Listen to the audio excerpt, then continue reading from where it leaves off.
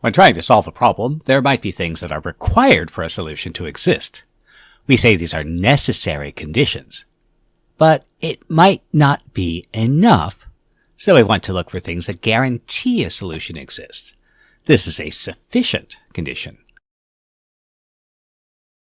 So when we try to solve ax plus b congruent to c mod n, we could subtract b, then multiply by the inverse of a. We can always subtract.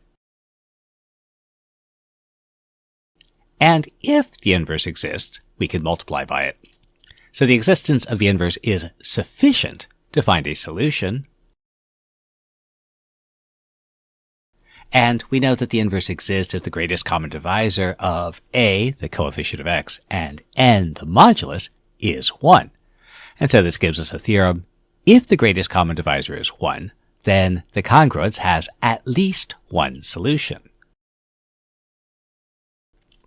Now we did see that it is possible for there to be more than one solution, so what would make the solution unique mod n? So we can assume anything we want as long as it's explicit. So in this case, we'll start by assuming that the greatest common divisor of a and n is 1, so we know that there is at least one solution. Now a standard strategy is to decide uniqueness, assume there is another. So suppose x and x prime both solved ax plus b congruent to c mod n. So because they are almost the same equation, except one uses x and the other uses x prime, if we subtract, we'll eliminate most of the terms, and we get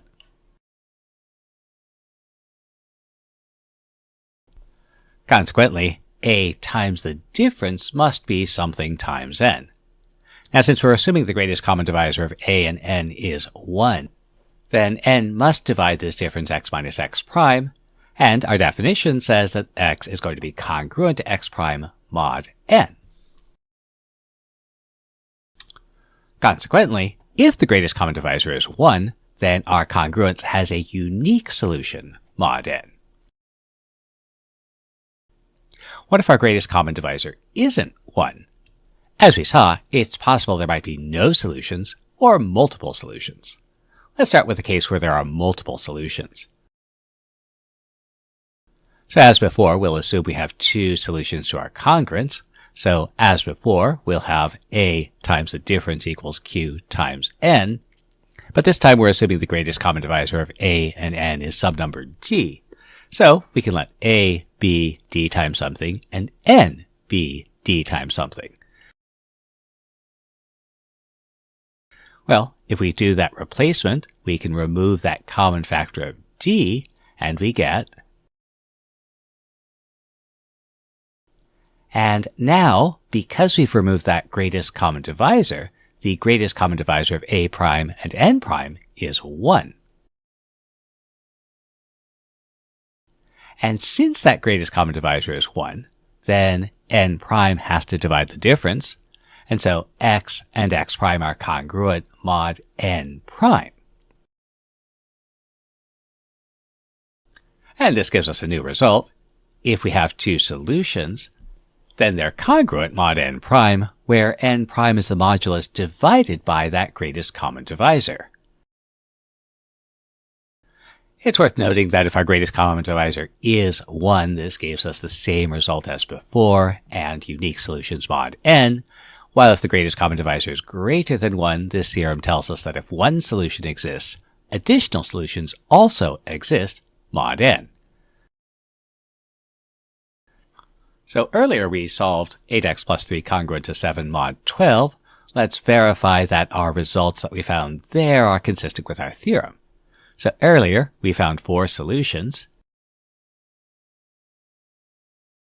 And we note that the greatest common divisor of 8 and 12, that's the coefficient of x and the modulus, is 4.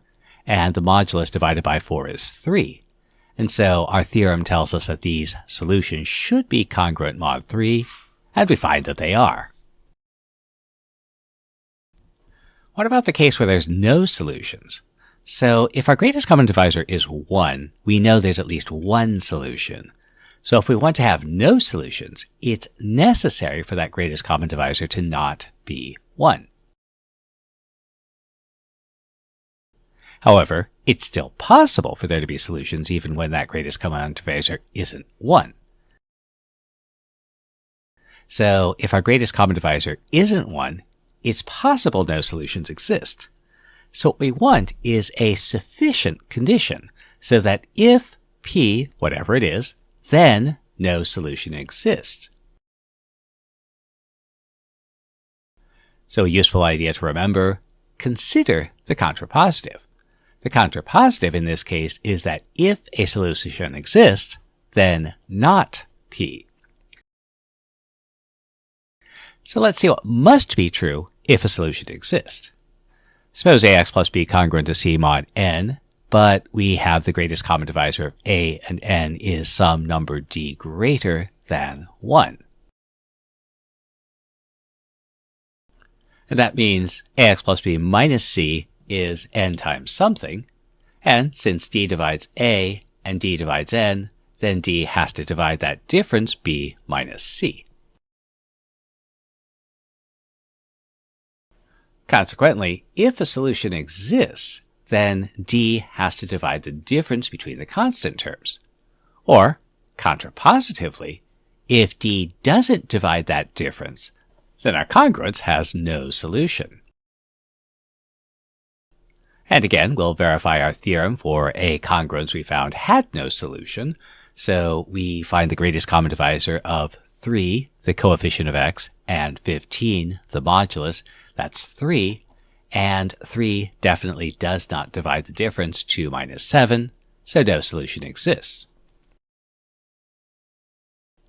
Now we do actually want one more thing to close the loop.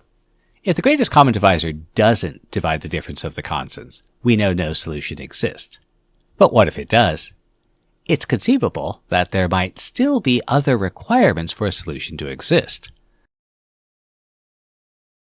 So good strategy in math, engage in wishful thinking. Suppose we want to solve the congruence that our greatest common divisor is something greater than 1 and D divides that difference. So we know that A is D times something, N is D times something, and the difference is D times something.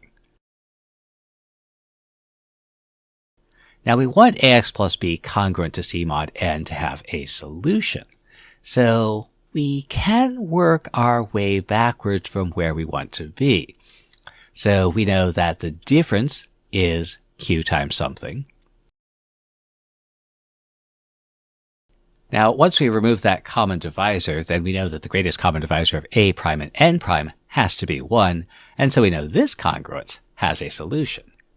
Well, that tells us the difference is Q times N prime, and if we multiply everything through by that common divisor D, we get, but dA prime is A, D times B prime minus C prime is B minus C, and D times N prime is N, and so we find that AX plus B congruent to C does in fact have a solution.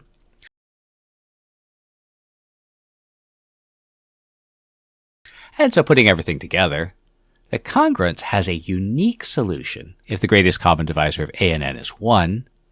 If the greatest common divisor is greater than 1, then the congruence will have no solution if that greatest common divisor doesn't divide the difference. Otherwise, it'll have multiple solutions where any two solutions are congruent mod n divided by d.